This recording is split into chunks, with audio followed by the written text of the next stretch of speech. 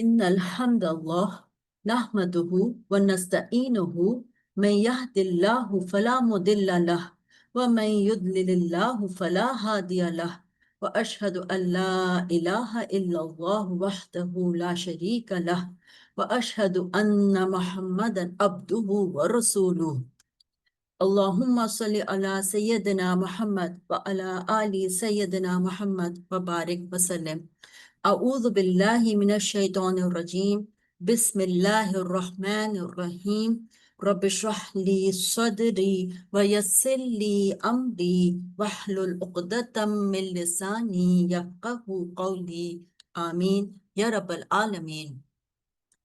Assalamu alaikum wa rahmatullahi wa barakatuhu. Welcome to today's class where we are going to delve into one of the most powerful and profound supplications in the Quran, the dua of Prophet Yunus alayhi salam. It's a dua that holds immense significance not just for its historical context, but for its practical application in our lives. The dua of Yunus alayhi salam, as we all know, is La ilaha illa anta subhanaka inni kuntu minaz zalimin. There is no deity except you, exalted are you. Indeed, I have been of the wrongdoers. This dua is very commonly known as Ayat Karima, although there is no authentic narration to support it. All verses of the Quran are Ayat Karima. Also, there is a common practice of reciting this dua 1,25,000 times to ward off some evil. But again, there is no proof to support such an action. Nobody knows how many times did Yunus alayhi salam recite this dua. It could have been once or multiple times, and Allah knows best. But what we do know is that this dua delivered Prophet Yunus alayhi salam from the depths and depths of darkness into light. So let's begin by understanding why this dua is so special. There is this beautiful hadith of our Prophet ﷺ which highlights its importance. Rasulullah ﷺ said, the supplication of Dhunnun. Dhunnun is the nickname you can say for Yunus alayhi salam. Allah subhanahu wa ta'ala also uses this name in the Quran. The supplication of Dhunnun, he supplicated while in the belly of the whale was La ilaha illa anta subhanaka inni kuntu minaz zalimin. There is none worthy of worship except you. Glorified are you. Indeed, I have been of the wrongdoers. So indeed, no Muslim man supplicates. So Rasulullah sallallahu alaihi wasallam is now pointing out this very important thing. He's saying, so indeed, no Muslim man supplicates with it for anything ever, except that Allah responds to him. Subhanallah, what an incredible promise from our beloved Prophet. These aren't just a few words, they are a key to unlock Allah's mercy and assistance in our moments of distress. Now, to truly appreciate this dua, let's refresh our memory of the remarkable story of Prophet Yunus alayhi salam, as beautifully narrated in Surah As-Saffat of the Holy Quran, verses 139 to 148. In very concise words, Allah subhanahu wa ta'ala narrates the story. He starts by acknowledging that Yunus alayhi salam was a messenger of Allah. Prophet Yunus alayhi salam was sent by Allah subhanahu wa ta'ala to the people of Nineveh to call them to Islam. He preached to them, but they were stubborn and resistant. Feeling disheartened and perhaps a little impatient, Yunus alayhi salam decided to leave them, thinking that he had fulfilled his duty. He boarded a ship. Prophet Yunus alayhi salam left his people without Allah subhanahu wa ta'ala's explicit permission to do so. This was a human error, not a sign of disbelief, but it had significant consequences. Excuse me. During the voyage, a great storm arose and the ship was in danger of sinking. To lighten the load, they decided to cast lots to see who would be thrown overboard. The lot fell upon Yunus alayhi salam. It happened not once, not twice, but 3 times. Realizing this was a divine sign, knew he had made a mistake by leaving his people without Allah subhanahu wa ta'ala's permission. He was cast into the raging sea, and immediately a gigantic whale swallowed him whole. Imagine the fear, the darkness, the crushing weight of the ocean, and being in the belly of a creature.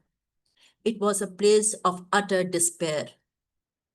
So Prophet Yunus alayhi salam found himself in three layers of darkness: the darkness of the night, the darkness of the deep sea, and the darkness of the belly of the whale. Can you even fathom the intensity of this darkness, this confinement, this utter isolation? It was in this moment of extreme tribulation that Prophet Yunus alayhi salam uttered the powerful dua. Allah subhanahu wa ta'ala talks about this dua in Surah Al-Anbiya, verse 87, and mentioned the man of the fish when he went off in anger and thought that we would not decree anything upon him, and he called out within the darknesses, La ilaha illa anta subhanaka inni kuntu minadh-dhalimin. There is no deity except you, exalted are you. Indeed, I have been of the wrongdoers. Then in the next ayah, Allah subhanahu wa ta'ala says, فَاسْتَجَبْنَا لَهُ وَنَجَّيْنَاهُ مِنَ الْغَمِّ وَكَنْجِلْ مُؤْمِنِينَ. So we responded to him and rescued him from the distress, and this is how we rescue the believers. I think this dua was so effective, leading to Prophet Yunus alayhi salam being saved from the belly of the whale. He showed sincerity. It came from the deepest, most sincere part of his heart in a moment of utter helplessness. He showed humility. He realized the high power and status of Allah subhanahu wa ta'ala and submitted to him by admitting his wrongdoing without excuses. And he showed complete reliance on Allah. He didn't ask how he would be saved, just affirmed that Allah subhanahu wa ta'ala has the power to do so and sought forgiveness. And in Surah Safat, verses 143 to 144, Allah subhanahu wa ta'ala elaborates further with Yunus alayhi salam. Allah ta'ala says, فَلَوْلَا كَانَ مِنَ الْمُسَبِّحِينَ. And had he not been of those who exalted Allah, had it not done the tasbih and realized the tawheed, لَلَبِثَ فِي بَطْنِهِ إِلَىٰ قَوْمِ يَوْمِ يُبْعَثُونَ. He would have remained inside its belly until the day they are resurrected. I want you to hold on to this point as we will elaborate and come back to it during our discussion on the dua, inshallah. So when Prophet Yunus alayhi salam realized his error to his Lord and recognized Allah's majesty and made this profound supplication, Allah heard his cry. The whale was commanded to cast him out onto the shore. He was weak and unwell, but Allah caused a plant to grow over him to provide shade and nourishment, and he was healed. And Allah subhanahu wa ta'ala rewarded Yunus alayhi salam by sending him back to his people. And we sent him to his people of 100,000 or more. So they were great in number. This is Allah subhanahu wa ta'ala's way of telling us that he had a good following. فَآمَنُوا فَمَتَّعْنَاهُمْ إِلَىٰ حِينٍ. And they believed, so we gave them enjoyment of life for a time. Here Allah subhanahu wa ta'ala is telling us another important point. All things, good or bad, for a certainty, then everything comes to an end. Only Allah. Let us now break down the dua and go deeper into its meaning. We can divide this dua into three distinct segments, each with a profound meaning. The first segment is La ilaha illa anta. There is none worthy of worship except you. This segment is directly related to our kalima, La ilaha illallah, and the very core of Tawheed, the oneness of Allah.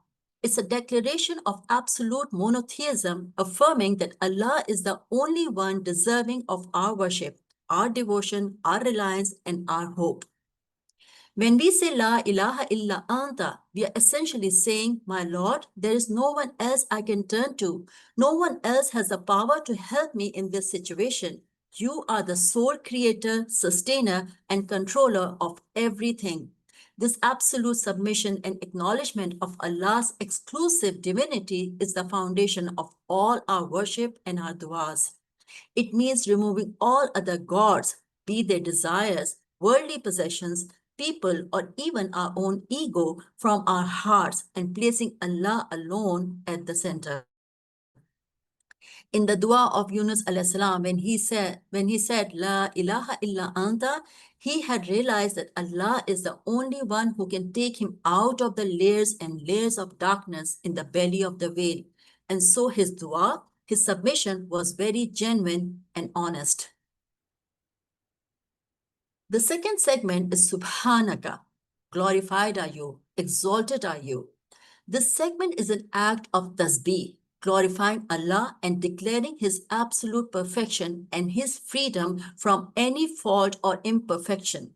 When Yunus alayhi salam said Subhanaka in the darkest of places, he was acknowledging that Allah is pure, flawless, and utterly beyond any human limitation or error. Whatever He does is also perfect.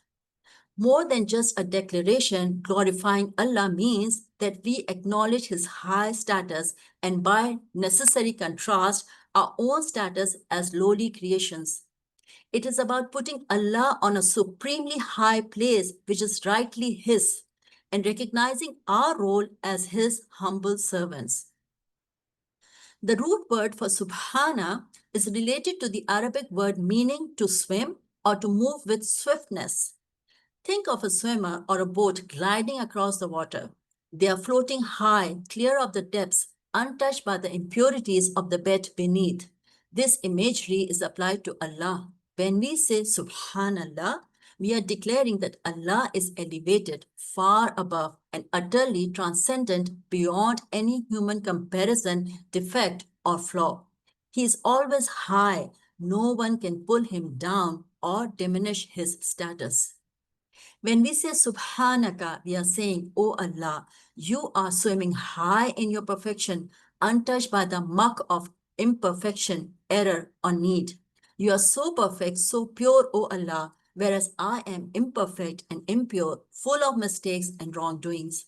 This act of tasbih elevates our dua. It shows our recognition of Allah's supreme power and wisdom. It reinforces that He is the Most High, the one who can do anything, and that His decree is just. It's a purification of our intention and a reaffirmation of our faith. The third segment is Inni kuntu minaz zalimin. Indeed, I have been of the wrongdoers. Finally, in this segment, Prophet Yunus salam admits his own fault and injustice to himself. He acknowledges his shortcomings and takes full responsibility for his actions. He doesn't blame Allah, fate, or anyone else. He recognizes that his predicament, the darkness, was a direct result of his own choices, his own zulm on himself, injustice, or whatever wrong he did. Remember Allah's statement, فَلَوْلَا أَنَّهُ كَانَ مِنَ الْمُسَبِّحِينَ. And had he not been of those who exalt Allah, he إِلَىٰ يَوْمِ يُبْعَثُونَ, he would have remained until the key takeaway from this story, and indeed the essence of the dua, is the fact that Yunus alayhi salam glorified Allah. He acknowledged Allah's tawheed and did tasbih, and thus it wasn't merely his predicament, it was his sincere repentance, his recognition of Allah's perfection, and his admission of his own shortcoming that brought about Allah's mercy. Now let's make this personal. Take a moment to think about this in our own lives. What are some of the modern day bellies of the whale we might find ourselves in? Anything that brings us down, makes us feel that we are sinking, is our darkness. It could be spiritual struggles, financial difficulties, health issues, emotional distress, loneliness, academic pressure for students, job stress, etc. So in order to come out of these darknesses, we should also practice the three principles of this dua: Tawheed, Tasbih, and Istighfar. How can we show Tawheed in our dark moments? What do you think? It is by recognizing that Allah is the only one who can help. He's the only one who can take me out of this situation. Do His tasbih even when things are tough. We can do it by praising Him for what we do have, for His wisdom, even if we don't understand it. And lastly, ask yourself, how can we truly reflect on our own shortcomings, do istighfar, and seek forgiveness? This we can do by acknowledging where we might have gone wrong or simply seeking general forgiveness. Now, imagine your own darkness, your own weakness, and recite this dua. La ilaha illa anta subhanaka inni kuntu minadh zalimin. There is no deity except exalted are you. Indeed, I have been of the wrongdoers. In conclusion, the dua of Prophet Yunus salam is a profound testament to the power of sincere prayer, repentance, and complete reliance on Allah subhanahu wa ta'ala. It teaches us that no matter how deep the darkness, how overwhelming the trial, Allah subhanahu wa ta'ala's mercy and power are infinitely greater.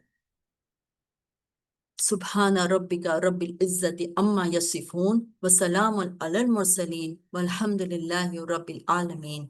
Allahumma salli ala Sayyidina Muhammad wa ala ali Sayyidina Muhammad wa barik wa sallim.